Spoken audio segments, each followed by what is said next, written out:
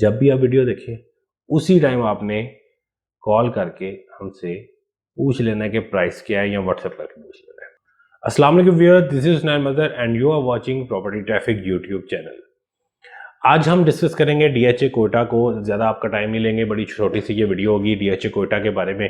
जैसा कि आप जानते हैं कि गुड न्यूज़ आ चुकी है और ऑफिशियली आ चुकी है। डीएचए कोटा की वेबसाइट के ऊपर भी लग गया है और डीएचए कोटा के फेसबुक पेज पे और जो भी सोशल मीडिया जो ऑफिशियल है डीएचए के, डीएचए कोटा के, वहाँ पे अनाउंस हो चुका है। डीएचए कोटा की बैलेटिंग अनाउंस हो चुकी है जो कि है 11 जनवरी 2022। 11th of January 2022 DHA Quetta की बैलेटिंग डेट है, जो कि एक बड़ा ही सुनहरी मौका है उन लोगों के लिए जो कि इन्वेस्टमेंट से शॉर्टली फायदा उठाना चाहते हैं। ज्यादा डिटेल में नहीं जाएंगे, शॉर्ट ये वीडियो होने वाली है तो एंड तक जरूर देखिएगा, लेकिन उससे पहले चैनल को सब्सक्राइब कर लें और बेल आइकन पे क्लिक कर दें। अभी जाके चैनल को सब्सक्राइब करें, फिर आगे वीडियो देखिए आप। अच्छा, तो अब बात करेंगे डीएचए कोटा की। डीएचए कोटा में जैसा कि आपको पता है कि 4 किस्म की फाइलें अवेलेबल है: affidavit, barcode, allocation, new allocation और ओल्ड एलोकेशन। इन सारों को फर्स्ट बैलेट ही कहते हैं, सेकंड बैलेट की चीज़ें अलग है। अभी हम बात करेंगे मेनली फर्स्ट बैलेट की। फर्स्ट बैलेट जो कि 11 जनवरी 2023 को होने जा रहा है, उसमें शामिल कौन कौन लोग होंगे?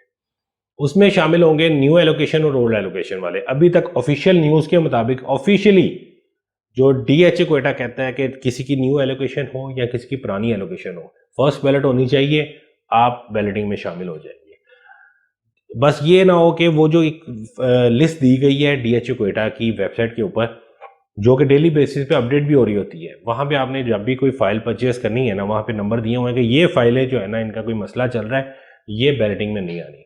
आपने फाइल परचेज करने से पहले या जब भी आप टोकन शोकन करने लगे उस टाइम उस लिस्ट को निकालना है और उसमें से आपने चेक कर लेना कि उस लिस्ट में कहीं आपका फाइल का नंबर तो नहीं है, तो वो फाइल आपने नहीं परचेज करनी है। अगर लिस्ट को एक्सेस आप वेबसाइट से कर सकते हैं, ठीक है, नहीं तो नीचे हमने नंबर दिया गया, हमसे रब्ता करें, हम आपको चेक करके भी बता सकते हैं और आपको लिस्ट भी सेंड कर देंगे, और जो भी लेटेस्ट प्राइसेस होंगी वो भी साथ ही पूछ लीजिएगा। अच्छा, अब अगर बात करें कि फाइलों की प्राइस क्या है, तो वो हम उस पर एंड पे आते हैं। पहले ये बात कर लेते हैं कि इन्वेस्ट किसको करना चाहिए और कितने टाइम के लिए करना चाहिए। इसमें आप 2 किस्म के इन्वेस्टर्स आएंगे। एक जो कि शॉर्ट टर्म इन्वेस्ट करेंगे क्योंकि उनका मेन एक्टिविटी कुछ और है, उन्होंने सिर्फ इस बैलेटिंग वाले टाइम से फ़ायदा उठाना है और दोबारा पैसा निकाल के अपनी उस बिज़नेस में लेके जाना है। दूसरा वो जो कि लॉन्ग टर्म है, जो चीज़ लेके छोड़ देते हैं कि यार मेरी और एक्टिविटी है, मैंने वो अपना काम करते रहना है, बस मेरे पास जो सेविंग इकट्ठी हुई है उससे मैंने ये फाइल लेके रख लेनी है।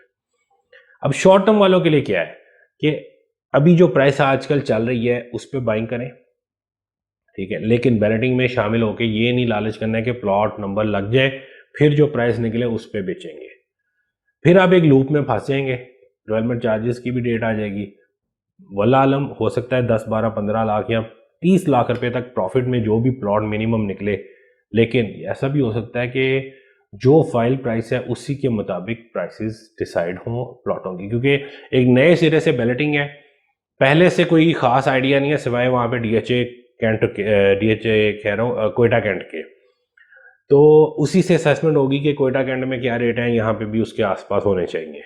लेकिन कोयटा कैंट आबाद है, शहर के अंदर है, वहाँ पे लोग रह रहे हैं।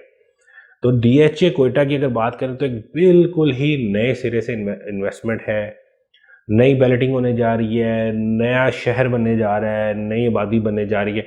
तो इसकी जो मेरी असेसमेंट ये है कि इसका जो प्लॉट प्राइस है, जहाँ पे फाइल प्राइस क्लोज होगी, बैलेटिंग के बाद प्लॉट प्राइस जो सादा प्लॉट होगा वो वहाँ से स्टार्ट होगा। जैसे कि अगर बैलेटिंग वाले दिन 1 करोड़ 25 से 30 लाख रेट हो जाता है या 1 करोड़ 40 लाख रेट हो जाता है डीएचए कोयटा की ओल्ड एलोकेशन का, और बैलेटिंग में आपका आ जाता है एक नॉर्मल प्लॉट किसी गली में, ना फेसिंग पार्क है, कॉर्नर है, ना बड़ी रोड है, ना किसी ड्रॉबैक के पास है, अच्छा प्लॉट है लेकिन सादा है, तो जहां तक मेरी असेसमेंट है कि वो उसका जो प्राइस होगा उस प्लॉट का, वो उस प्राइस के बराबर होगा जो बैलेटिंग वाले दिन फाइल की चल रही थी, वहां से स्टार्ट होगा। उसके बाद फिर कोई 1 मिलियन के फर्क से कॉर्नर आ जाएगा, 1.5 मिलियन के फर्क से फेसिंग पार्क बड़ी रोड वाला आ जाएगा।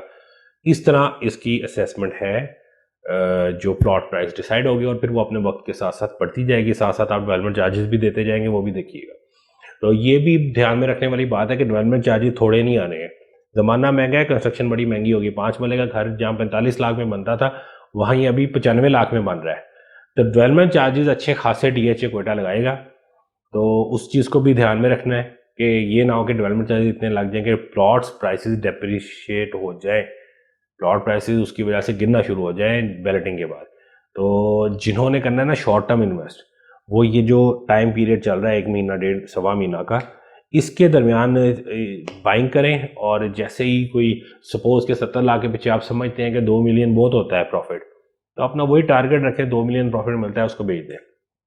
ये नहीं करना कि 2 मिलियन मिल रहा है, अच्छा चलो कल और देख लें, परसों और देख लें।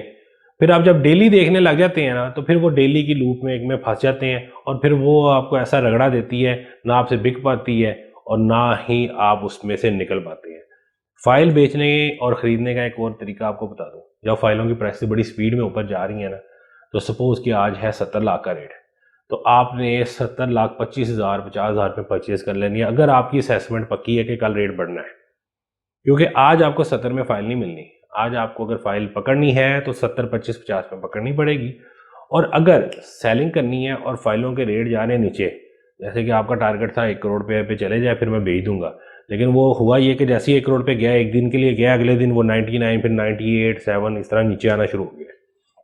और आप क्या करते हैं जी, सेम डे में कहते हैं कि आज मुझे 1 करोड़ मिल जाए, जबकि मार्केट में बड़े हमारे समझदार कम्युनिटी बैठी हुई है, इन्वेस्टर्स प्लस कंसल्टेंट्स, खरीदने वाले और बेचने वाले दोनों। तो उनको पता है कि जी अगर कल रेट, अगर आपको पता है कल रेट नीचे आना है, तो उनको भी पता है।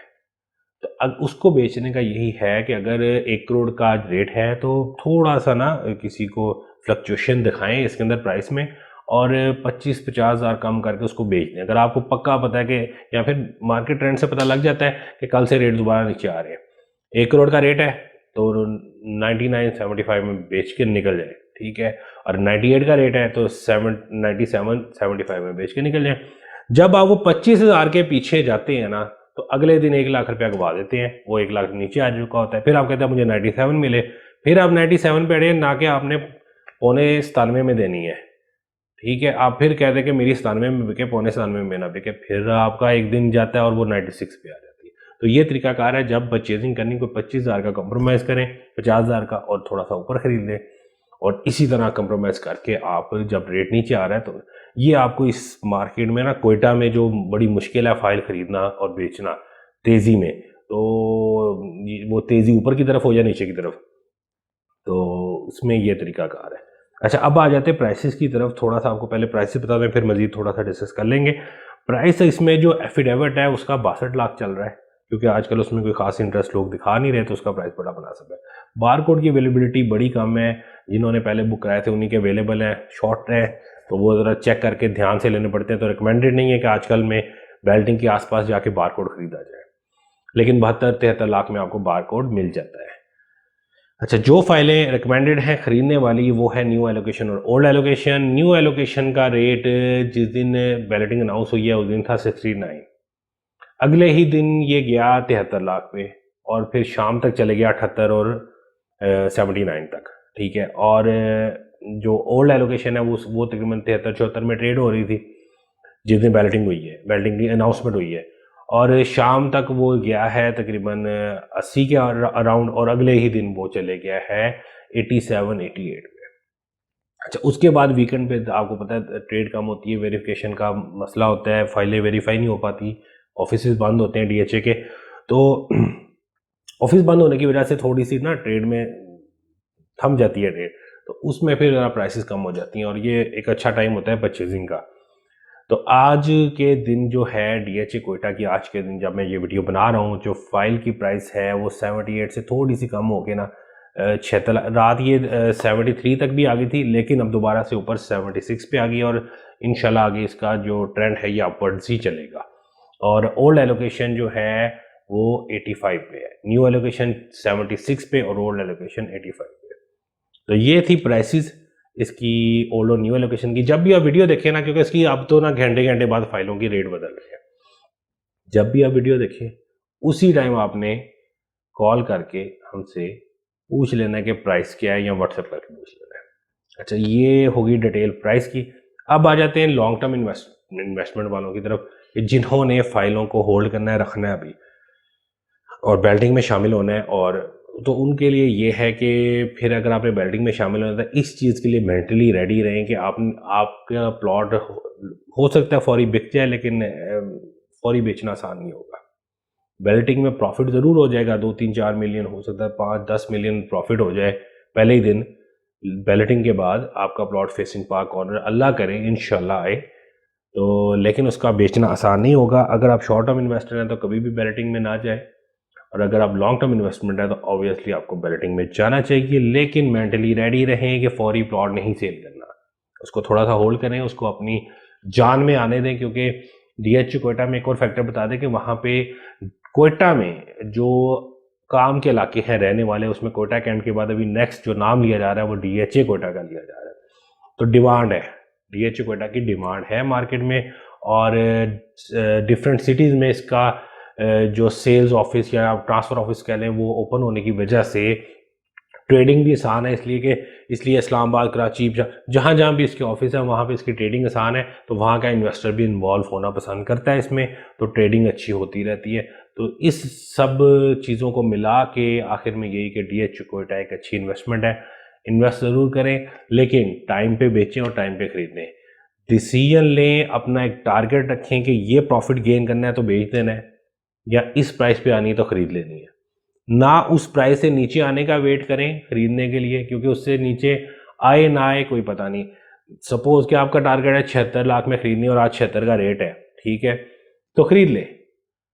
कि कल 74 का हो जाएगा ये नहीं वेट करना है, क्योंकि अगर 80 का हो गया तो फिर आपके बजट से बच जाएगा। 74 का तो आपके बजट में आ जाएगा, 76 का आज आपका बजट है, लेकिन 80 आपका बजट नहीं है। तो अपने बजट देखें कि मैं यहाँ तक खरीद सकता हूँ, तो उस बजट में रहते हुए इसकी परचेजिंग कर लें। और इसी तरह सेलिंग में अगर आपने सपोज के 75 लाख की फाइल ली है, मेरे ख्याल से 1.5 से 2.5 मिलियन प्रॉफिट इसके अंदर एक महीने में काफ़ी होता है। तो ज़्यादा से ज़्यादा 3 मिलियन का एक टारगेट बना लें। अगर आपने 75 लाख इन्वेस्ट किया है तो जी जैसे ही मुझे 3 मिलियन मिलेगा प्रॉफिट तो मैं आउट हो जाऊँगा, इसको बेच के निकल आऊँगा, चाहे वो बाद में 1.5 करोड़ की क्यों ना फाइल हो जाए। वो आपका हौसला है कि कब तक रख सकते हैं। अगर आप शॉर्ट टर्म इन्वेस्टर हैं, आपका वो पैसा किसी और एक्टिविटी में आपने इस्तेमाल करना है, तो आप एक टारगेट रख लें कि 2.5-3 मिलियन 25 से 30 लाख जिस दिन निकल आएगा उस दिन मैं इससे आउट हो जाऊँगा। तो ये सिंपल सी चीज़ है इसमें इन्वेस्ट करने के लिए। तो बाकी जो लोग बैलेटिंग में शामिल होने जा रहे हैं उनके लिए बेस्ट ऑफ लक कि आपका अच्छा से अच्छा प्लॉट निकले। अल्लाह ताला सारों को कामयाब करे इन्वेस्टमेंट में। तो मज़ीद सेलिंग और परचेजिंग के लिए डीएचए लाहौर और पाकिस्तान के डिफरेंट डीएचए में सेलिंग और परचेजिंग के लिए नीचे दिए गए आप नंबर पे कॉल कर सकते हैं। चैनल को सब्सक्राइब ज़रूर करें, वीकली डेली हम अपडेट दे रहे होते हैं प्राइसेस की, फ़ाइलों की, हर चीज़ की। तो उसके लिए लाजमी अगर आपको इस तरह पता नहीं चलेगा, जब अगर आपने सब्सक्राइब नहीं किया होगा तो आप फिर वो गूगल ही करते रहेंगे कि कौन सी फ़ाइल का क्या रेट जा रहा है। जब आपने सब्सक्राइब किया होगा आपको उसी टाइम नोटिफिकेशन आ जाएगा कि जी प्रॉपर्टी ट्रैफिक से वीडियो अपलोड हो गई है, प्राइस चेक कर लिए जाए। तो चैनल को सब्सक्राइब ज़रूर करके रखें, और लास्ट टाइम की वीडियोस देखने के लिए इस विंडो पे या इस विंडो पे क्लिक कर सकते हैं। और चैनल को सब्सक्राइब करने के लिए शॉर्टली इस लोगो पे, ये जो सेंटर में लोगो आ रहा है, इस पर क्लिक करेंगे तो ये चैनल सब्सक्राइब हो जाएगा। Thank you for watching. अल्लाह हाफ़िज़।